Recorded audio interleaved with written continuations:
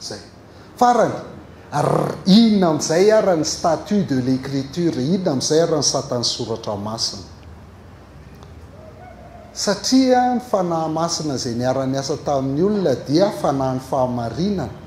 raha ndraza zany tsika teo hoe tenin'Andriamanitra amin'ny baiboly dia inona amin'izay satanizy io ny satanizy io dia zao le Andriamanitra niara-ny asa tamin'ny olona dia antsoina hoe fanahy ny fahamarinana dia zay zavatra lazainy zany dia marina avokoa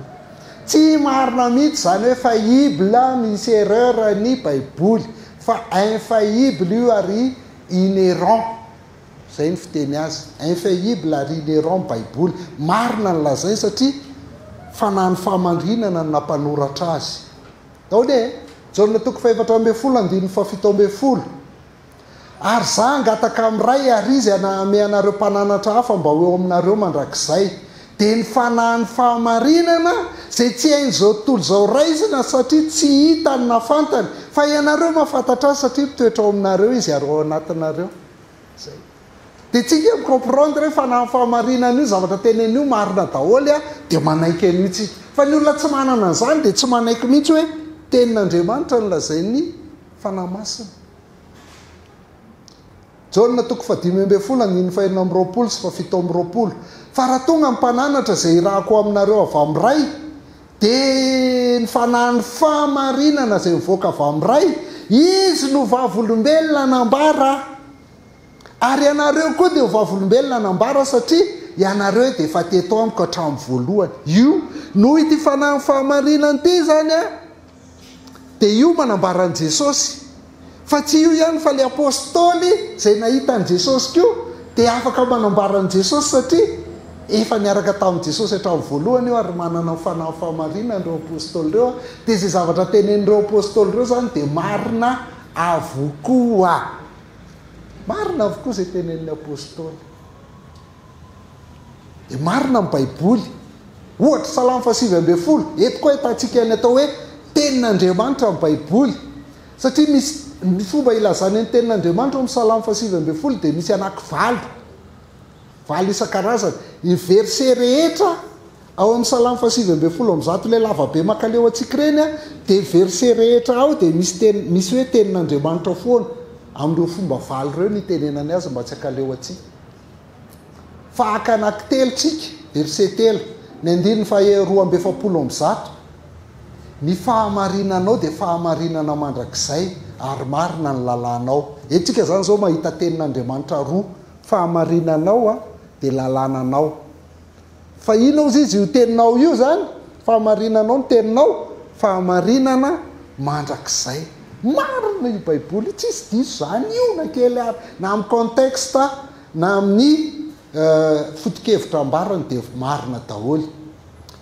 raika amin'ny 10 akaiky ianao tompo ary marina ny didinao rehetra eto izy fahamarinana lalànanao didinao marina ny didinao rehetra marina daholy voalazany tenin'Andriamanitra tsy le didy ihany zany marina fa ny teny mihitsy proof Salamo 7:20 fahamarinana ny totalikevitry ny teninao tanareo le totalikevitra rehetra zany hoe izy rehetra hatramin'ny voaloka hatramin'ny farany zany dia fahamarinana daholy teninao egalina didinao egalina lalànanao egalina fahamarinanao ary mandrakizay ny fitsipika ao marina rehetra teninao fitsipika ao didinao lalànanao fahamarinanao zany io salamo fa raha tsy mamaky salamo dia tsy mahay ianao hoe kay le zavatra voasoratra ato kay marina daholy Salamo 9:7 tsy misy tsiny ny lalànan'ny tompo mamelombelona fanahy zany tsisy tsiny mahatoky ny teny vavolombelon'ny tompo mahendry kely sainy tsopo izy eto mahitsy ny fitsipiky ny tompo mahafaly ny fo madio ny didin'ny tompo mampazava ny maso madio ny fatahorana ny tompo maharitra mandrakizay marina ny fitsipiky ny tompo eny mahitsy avokoa tanareo lalànan'ny tompo teny vavolombelon'ny tompo fitsipiky ny tompo didin'ny tompo fatahorana ny tompo fitsipiky ny tompo tsisy tsiny mamelombelona fanahy fidèle mahendry ny kely saina mahitsy mahafaly ny fo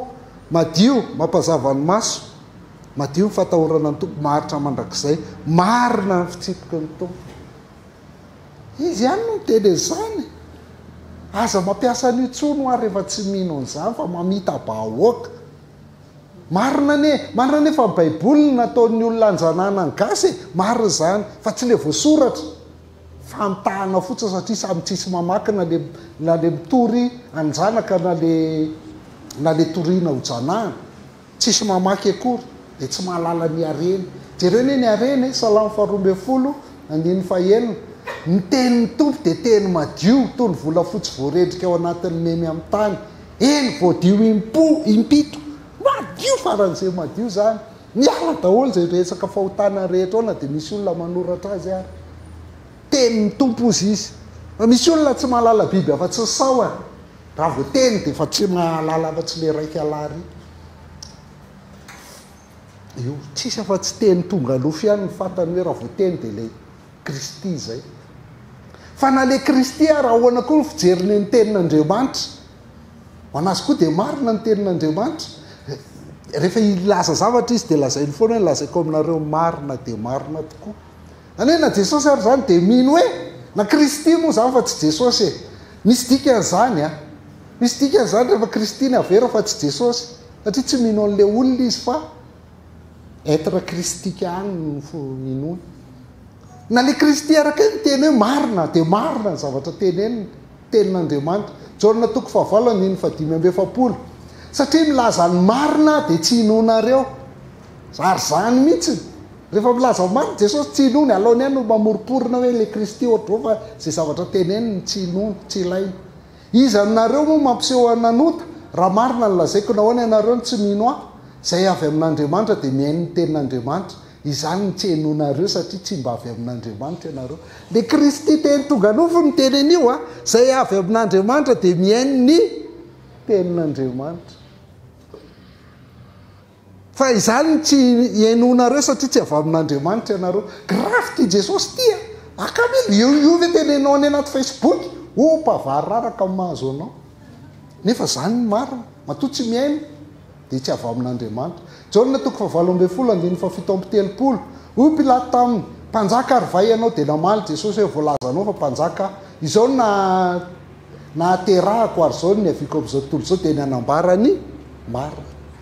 tiatsika lazaina hoe satana soratra marina raha tenin'andriamanitra amin'ny baiboly de marina daholo le zavatra voalaza ao zay rehetra va marina no mihain'ny feoako ay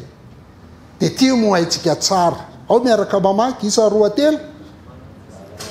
manamasina azy amin'ny fahamarinana ny fitenitsika hoe manamasina anay amin'ny fahamarinana fa ny jaona 17 hoe manamasina azy amin'ny fahamarinana fa ny teninao no fahamarinana de ny apôstôly indray zao ahoana koa ny fahitan'ny apôstôly ny soratra masina Korintiana 2:4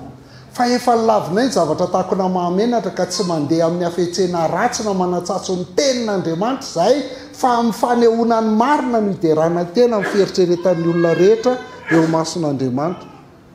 tsy manatsatso ny tenin'andriamanitra zay fa amin'ny fanehoana ny marina koa eo izy de ty tena ngeza be tsy kristianina raha tsy ty aloha efesianina ny filazantsara de ty efesianina toko 1:7 ao aminy koa ianareo rehefa renareo ny tenin'ny fahamarinana inona ny tenin'ny fahamarinana ny filazantsara zay mamonjy ianareo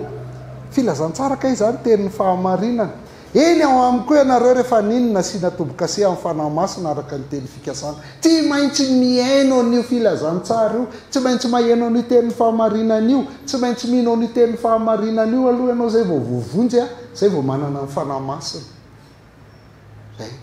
fa rehefa tsy mino an'izany ianao de tsy izy mihitsy ninona tapatabahanao momba ny kristy ao donc fitilitsika izy tenin'andriamanitra ny baiboly satria ny baiboly ihany no miteny zany efa voalaza teo zany baiboly ihany no miteny an'izany fa tsy za fa izy ihany noho ireo mpaminany sy apôstôly nanoratra tao zay nomeny tsindrimandrin'andriamanitra zay mitarihan'ny fanahin'andriamanitra ireo mpaminany sy apôstôly reo de zavatra tenen'ireo apôstôly reo sy mpaminan'ireo de lasa tenin'andriamanitra zavatra teneniny ary tsapan'izy ireo tsara zany ary lefa teo mihitsy ny naveriko manana ny toetran'izy zao fa akoatr'izay koa ny matenin'Andriamanitra azy dia marina ny fiainako izany satria rehefa mino dia niova ny fiainako sa tsy za rehefa mino koa ianao mino ny voalaza soratra masina miova ny fiainanao raha tsy mbola niova ny fiainanao dia raiso Jesosy tompo sy mpamonjy fiainanao androany fa maty ho anao teo amin'ny hazo fijaliana izy marina koa io amin'ny fiainako hoe mpanota za no lazay ny baiboly mpanota fa Jesosy maty namonjy anahy teo amin'ny hazo fijaliana marina izany hitako izany fa indrindrindrindra mamarina ny baiboly matenin'Andriamanitra amin'ny baiboly dia izao hoe marina koa izy teo amin'ny tantara izy zavatra teo amin'ny tantara izay voambaran'ny baiboly tsara dia ninona izany ny fitsaganan'i Jesosy tamin'ny maty zay ny zavatra ara-tantara mihitsy voalaza amin'ny baiboly nanomboka any amin'ny Genesis ka hatrany amin'ny Apokalipsy fitsaganan'i Jesosy tamin'ny maty dia ozy Paoly amin'ny 1 Corinthiens 15:14 hoe raha tsy natsangany Kristy dia foana ny toroteninay ary foana koa ny finoanareo tsisy dika ny baiboly tsisy dika ny finoantsika raha tsy nitsangana tamin'ny maty Kristy fa amin'ny baiboly milaza an'izany hoe ny filazantsara dia Kristy maty no ny fahotantsika araka soratra masina dia nalevina ary nitsangana tamin'ny maty amin'ny andro fahatelo araka ny soratra masina andiny fa 17 1 Corinthiens 15 ihany ary raha tsy natsangany Kristy dia zava-poana ny finoanareo ary mbola ao amin'ny fahotanareo ihany nareo tsisy voavela heliko tsika raha tsy nitsangany Kristy fa satria marina amin'ny baiboly dia marina fa nitsangana tamin'ny maty Kristy dia izay koa ny orena amin'ny baiboly aza dinoana io rehefa hiteny hoe tenin'Andriamanitra amin'ny baiboly voalohany tenin'Andriamanitra amin'ny baiboly satria ny baiboly ihany no mitelin'izany faharoa tenin'Andriamanitra amin'ny baiboly satria ny mpaminany sy ny apôstôly dia nitarihan'ny fanahy masina nanoratra an'izany fahatelo tenin'Andriamanitra amin'ny baiboly satria marina amin'ny fiainako ny lazainy ao ary fahaefatra tenin'Andriamanitra amin'ny baiboly satria marina ara-tantara izany Jesosy nitsangana tamin'ny maty ohatra Romain 1 voalohany ka hatramin'ny fahaefatra Paoly mpanompo Jesosy Kristy voantso apôstôly voatokana ao amin'ny filazantsara an'Andriamanitra inona ilay filazantsara an'Andriamanitra io filazantsara an'Andriamanitra io dia nampilazainy meloha amin'ny alalan'ny mpaminany tao amin'ny tanareo fa tsy miala mihitsy ny soratra masina ino filazantsara an'Andriamanitra io izany filazantsara izany dia ny amin'ny zanany izay nateraka avy tamin'ny taranaka Davida araka ny nofo ary naseho tamin'ny kery ho zanak'Andriamanitra araka ny fanahy masina tamin'ny fitsanganana tamin'ny maty ino filazantsara an'Andriamanitra io Jesosy Kristy tompontsika tsangana tamin'ny maty aza dinoana zay matenin'Andriamanitra amin'ny baiboly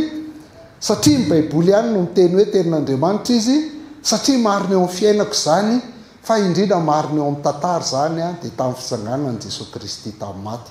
ty amin'izay zany ny définition amin'ny baiboly ho antsika raha tena indray ianao ny baiboly dia tenin'Andriamanitra ao amin'ny tenin'olombelona ao amin'ny teo amin'ny tantara zay ny baiboly dia tenin'Andriamanitra ao amin'ny tenin'olombelona zany hoe misy tenin'olombelona ao ary zavatra nitranga teo amin'ny tantara io tenin'Andriamanitra io manambaran'i Jesosy Jaona 5:7 sy 7 hoe dinio anareo soratra masina satria ataonareo fa ao amin'ny anananareo fiainana mandrakizay ary ireny no manambara ny soratra masina dia manambara an'i Jesosy Kristy satria soratra masina egalina Jesosy Jesosy egalina soratra masina milaza an'i Jesosy ny soratra masina kanefa tsy mety manantona ianareo mba hanananareo fiainana fa nareo miezaka anao an'izao sy tsy hanao an'izao fotsiny rehefa mamaky baiboly rehefa mamaky baiboly dia manantona an'i Jesosy ndao ara-pitahintsika ny fitovian'i Jesosy sy ny soratra be dia be mbola azontsika anaovana fampianarana ray manontolo fotsiny hoe Jesosy sy ny soratra masina fa le voalazantsika eto hoe baiboly dia tenin'Andriamanitra ao amin'ny tenin'olombelona teo amin'ny tantara dia tsotra fotsiny ny baiboly zany dia ozy izy tsika teo hoe tenin'Andriamanitra zato isan-jato fa ny baiboly tsy boky latsaka avy any an-danitra na natao soratononona fa tenin'olombelona zato isan-jato koa le olona manana ny toetrany sy maizy azy no nanoratra an'io fa nitarihan'ny fanahy masina izy matenin'Andriamanitra anazy tenin'olombelona zato isan-jato izy dia tenin'Andriamanitra zato isan-jato raha ohatra ka tsisy Kristy ao anaty baiboly dia tsisy dika ny baiboly fa tsy maintsy milaza an'i Jesosy foana izy fa inona ny itovizany amin'i Jesosy Jesosy Kristy koa tompoko dia Andriamanitra zato isan-jato fa Jesosy Kristy koa dia olombelona zato isanjato tanareo tovy mihitsy satria reo a miteny ihany reo be mbola be dia be nyto ianao afahajanontsika treo izy dia farany a foana ny baiboly raha tsy eo Kristy dia zao koa hoe tsy Kristy ilay zanak'Andriamanitra le inonao a raha tsy ilay Kristy voalazan'ny soratra masina satria izay mihitsy hoe filazantsara Kristy maty no fahotantsika araka ny soratra masina dia nalevina ary nitsangana tamin'ny maty tamin'ny andro fahatelo araka ny soratra masina ka na olona milaza Kristy kanefa tsy mino soratra masina dia Kristy sandoka zany le inony fa tsy Kristy atsika ary matoa izy miteny Kristy foana satria izy tsy mino maha olombelona an' Jesosy nefa Jesosy olombelona zay farany dia manana fahefana feno amin'ny fiainantsika io satria tenin'Andriamanitra amin'ny baiboly lay tompo no miteny ny tompontsika no miteny dia manana fahefana feno amin'ny fiainantsika zany ny baiboly.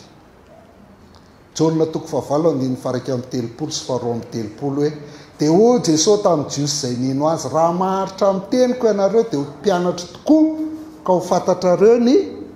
marina ary marina no anafaka anareo le teny le teny manana fahefana io a dia afaka manao zavatra amin'ny fiainantsika manafaka atsika tsy ho andevo fa mila maharitra amin'io ianao tsisy dikany mihitsy ny amakinao baiboly isan'andro raha tsy mihinanao hoe tenin'Andriamanitra io atsy mofo ihany ny veloman'ny olona fa ny teny rehetra naloka ny vavan'Andriamanitra. Hebreo toko faefatra andiny faharoambe folo jereo ny le manana fahefana azy vakiko amin'ny DM izy fa DM mazava kokoa.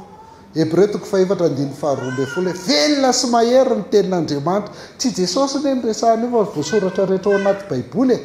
velona mahery maranitra no sabatra roa lelaka mba niteraka hatrany amin'ny fionan'ny ena sy ny fanahy ary hatrany amin'ny fionan'ny famavany sy ny tsoka dia hozy izy hoe aino tenin'Andriamanitra tsaraina ny eritreritra mampisaina ny fon'ny olona. Ny tenin'Andriamanitra tompoko no mitsara atsika fa tsy misy olona afaka mitsara tenin'Andriamanitra hoe ty izy dia ty tsy izy, ty izy dia ty tsy izy. Tsy ianao no mitsara tenin'Andriamanitra fa tenin'Andriamanitra mitsara ny eritreritao sy ny fonao fa ny ianao rehefa tsy mifanaraka aminao dia lazainao fa tsy izy dia rehefa tianao andresena lahatra ny hafa dia lazainao fa izy indray tsy logika zany fa ny tenin'Andriamanitra no mahay mitsara ny eritreritra sy fisaina ny fo tsy efa tratran'izany ve ianao fa misy fanaonao zay tsy fantatrao fa fanao normal fa rehefa namaky baiboly ianao ndray andro dia tonga dia nitsarain'ilay tenin'Andriamanitra hoe tsy mety zany fa kay zany ratsy tsy fahotana kay zany ataonao zany dia mararirary kely ianao mandritry ny 2 andro 3 andro dia mibebaka ihany ianao farany afaka ianao afaka 2 volana 2 volana 3 volana sasany heritaona amin'ny sasany misy mbola tsy afaka hatramin'izao ny tenin'Andriamanitra no mitsara anao fe ao indray hitsanana fa efa tapitra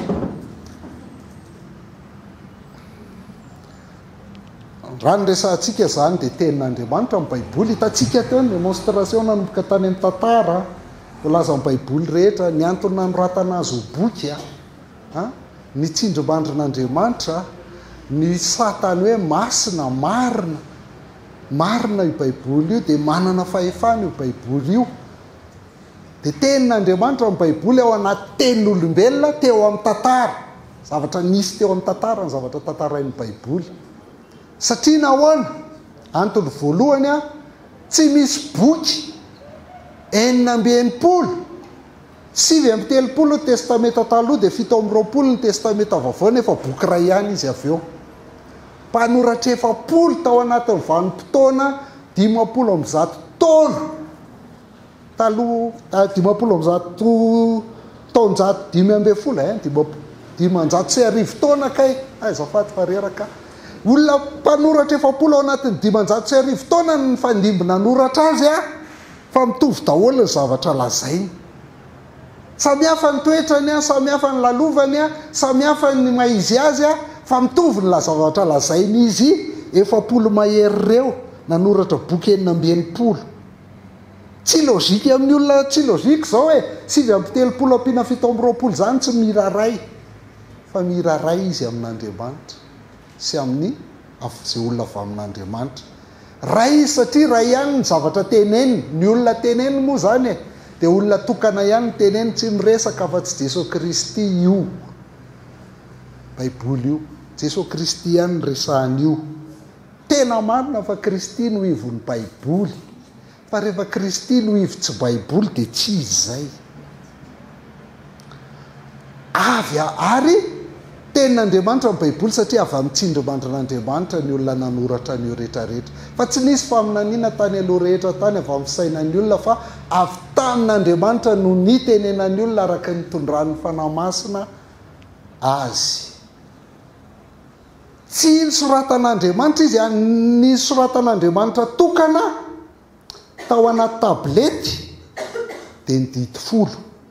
Iny ihany misy ny ratsan-tanan'Andriamanitra, fa tsy hitantsony misy azy zao, satria azo antoka fa raha hita iny dia mivavahantsika miondrikondrika teo daholo tsika menakavy fa tsy tian'Andriamanitra anao an'izany tsika dia nalangy, tsy hitantsony. Fa olona ny nanoratra an'io, saingy tenin'Andriamanitra io na dia tsy soratan'Andriamanitra aza, tsisy teny mifanohatra mihitsy aho. Tsy hainao no mamaky anao matoa ianao mahita teny mifanohatra, fa nandeha lavitra farak'izay lavitra azoko naleha nandinika an'io Baiboly io. Faravakely 7 taona tsika ny nanao gasy mahay mamaky Baiboly teto, fa tsy mbola nisy teny mifanohatra hitantsika tao. Fa na misy teny hitanao mieritreritra mifanohatra dia diso zay ny fahazahoanao azy matoa hitanao ohatrany hoe mifanohatra, fa mifanaraka daholo ny zavatra lazain'ny soratra masina rehetra.